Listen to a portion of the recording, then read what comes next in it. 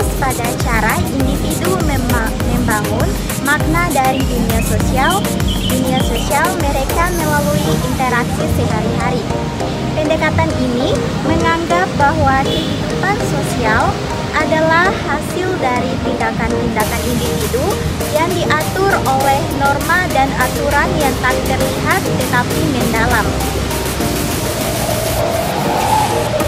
Dalam penelitian sosial, etnometodologi mengajukan bahwa kita harus memahami bagaimana masyarakat secara aktif menciptakan makna melalui percakapan, tindakan, dan hubungan sosial mereka. Selanjutnya yaitu dasar dari teori etnometodologi. Teori etnometodologi pertama kali diperkenalkan oleh Harold Garfinkel pada tahun 1960-an. Metode ini berbeda dengan pendekatan sosiologi tradisional yang berfokus pada struktur sosial makro. Sebaliknya, etnometodologi meneliti cara individu mengorganisasi tindakan mereka dalam kehidupan sehari-hari dan bagaimana mereka membuat makna dari situasi sosial yang dihadapi.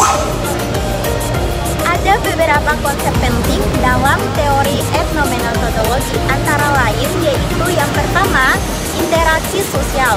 Fokus pada bagaimana individu berinteraksi dalam situasi sosial tertentu dan bagaimana makna diciptakan dalam interaksi tersebut. Kedua, yaitu norma yang tak terucapkan. Etnometodologi menyoroti aturan-aturan sosial yang sering tidak disadari tetapi tetap diikuti dalam interaksi sehari-hari. Yang ketiga yaitu asumsi yang dianggap biasa. Hal-hal yang dianggap sudah pasti oleh individu dalam interaksi sosial tetapi jarang dipertanyakan. Selanjutnya ada beberapa langkah-langkah teknik analisis data etnometodologi. Yang pertama yaitu pengumpulan data. Data utama dalam penelitian etnometodologi adalah interaksi sosial yang terjadi dalam kehidupan sehari-hari.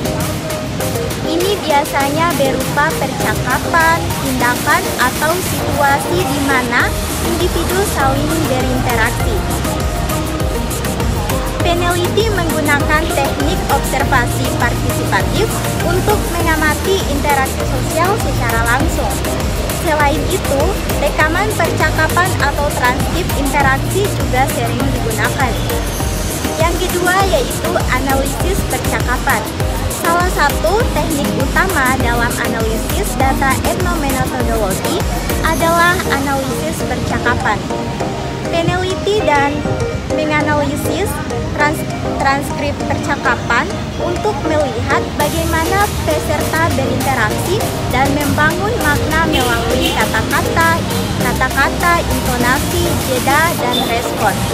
Dalam hal ini, bukan hanya isi percakapan yang penting, tetapi juga bagaimana percakapan itu langsung dan bagaimana makna diciptakan dalam proses tersebut.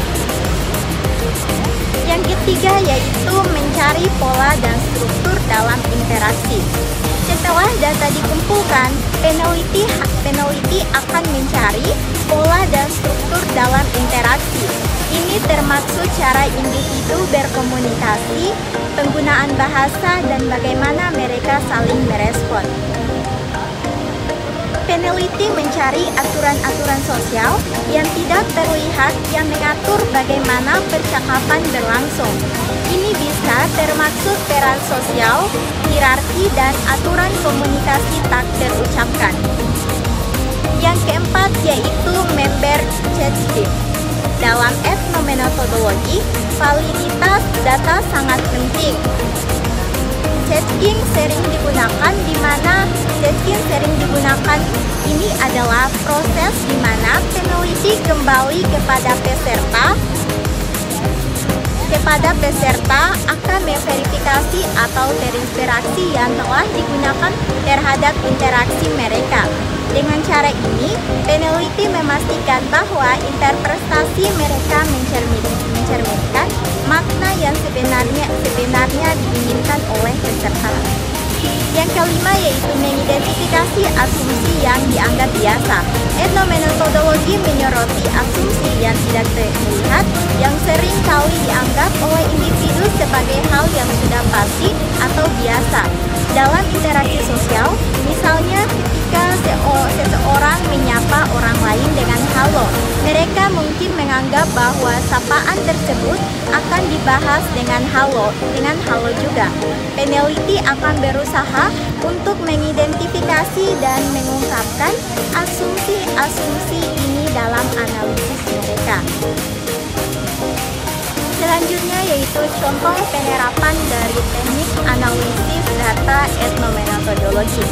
Misalnya kita ingin menganalisis percakapan antara dua teman yang berdiskusi tentang film yang baru mereka tonton. Analisis etnometodologi akan memperhatikan tidak hanya apa yang mereka bicarakan, tetapi juga bagaimana mereka berinteraksi. Misalnya siapa mulai berbicara lebih dulu, bagaimana saling merespon, apa terjadi ketika salah satu dari mereka berhenti berbicara atau memberikan jeda dalam percakapan. Dengan cara ini, kita harus memetakan bagaimana interaksi sosial itu membangun makna bersama. Penting untuk diingat bahwa dalam etnometodologi tidak ada asumsi sebelumnya tentang bagaimana percakapan atau interaksi sosial harus terjadi. Peneliti lebih berfokus pada bagaimana individu mengatur dan membuat makna dari situasi sosial yang mereka hadapi. Selanjutnya ada keuntungan dan keterbatasan dari metode etnometodologi, yang dimana keuntungannya yaitu yang pertama, mengungkapkan makna yang mendalam dari interaksi sosial yang seringkali terabaikan. Yang kedua yaitu membantu memahami bagaimana struktur sosial muncul dan dipertahankan dalam kehidupan sehari-hari. Yang ketiga yaitu menyediakan wawasan yang sangat mendalam mengenai norma dan asumsi yang membentuk interaksi sosial. Selanjutnya yaitu keterbatasannya. Yang pertama yaitu teknik analisis percakapan bisa sangat memaksa waktu dan memerlukan keterampilan analisis yang sangat mendalam. Yang kedua yaitu hasilnya seringkali sulit untuk digeneralisasi karena berfokus pada konteks interaksi sosial tertentu. Yang ketiga yaitu memerlukan data yang sangat spesifik dan terkadang sulit untuk mengakses situasi sosial yang relevan.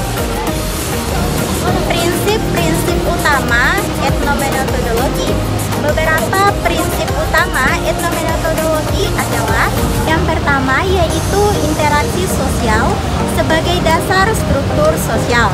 Etnometodologi berfokus pada interaksi sosial sebagai konstruksi yang membentuk dunia sosial, bukan hanya pada pola atau institusi sosial.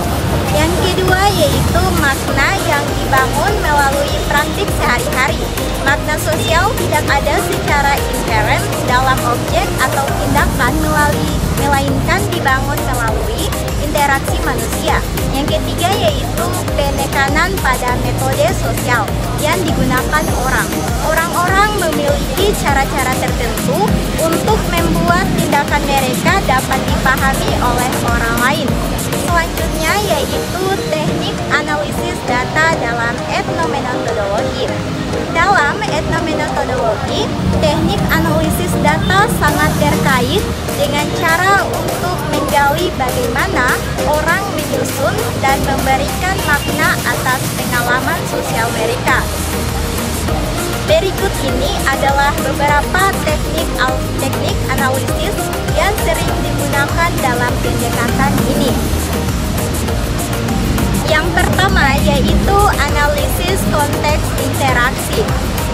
Etnometodologi menekankan pada pentingnya memahami konteks interaksi sosial dalam analisis data.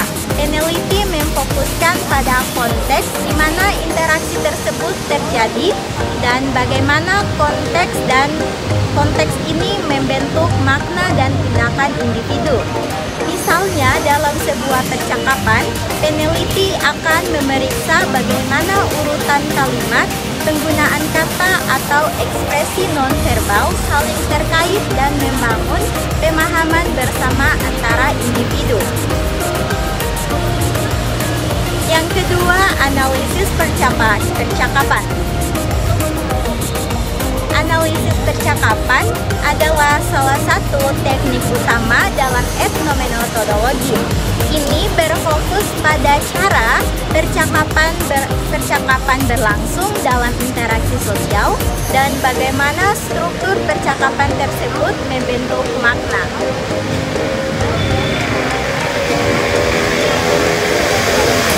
Peneliti akan mengidentifikasi pola-pola dalam percakapan seperti pergantian pembicaraan, jeda, dan penggunaan kata-kata tertentu yang bisa mengubah arah percakapan.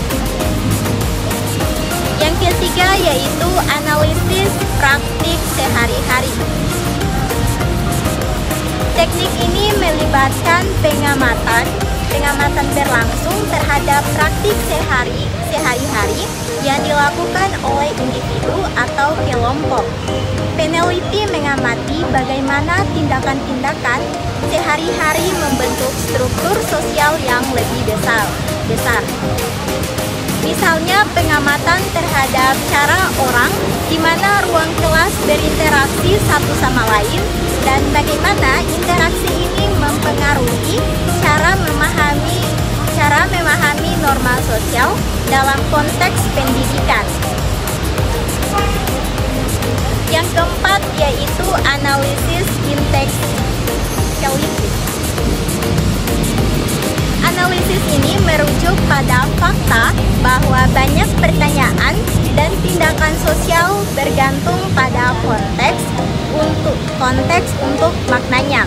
Misalnya kalimat "mari kita pergi ke sana" bisa memiliki makna berbeda tergantung pada siapa yang mengucapkannya, kepada siapa, dan dalam konteks apa.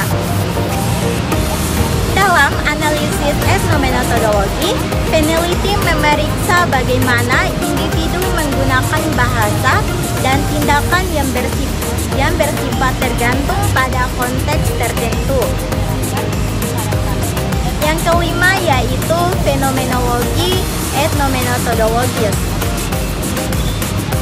Fenomenologi adalah pendekatan yang digunakan untuk memahami pengalaman manusia dari perspektif orang yang mengalaminya. Dalam etnometodologi, fenomenologi digunakan untuk menyelidiki bagaimana individu mempersepsikan dan memberi makna atas dunia sosial mereka. Peneliti akan mempelajari bagaimana orang-orang bersepsikan dunia mereka melalui pengalaman langsung dan bagaimana makna tersebut dibangun dan interaksi sehari-hari. Jadi, kesimpulan dari analisis data etnometodologi yaitu analisis data metode etnometodologi memberikan wawasan yang unik tentang bagaimana individu mengorganisasi makna dan interaksi sosial dalam kehidupan sehari-hari. Dengan menggali lebih dalam ke dalam percakapan dan interaksi, kita dapat mengungkapkan pola-pola sosial yang tersembunyi dan memperoleh pemahaman yang lebih jelas tentang bagaimana masyarakat menciptakan dan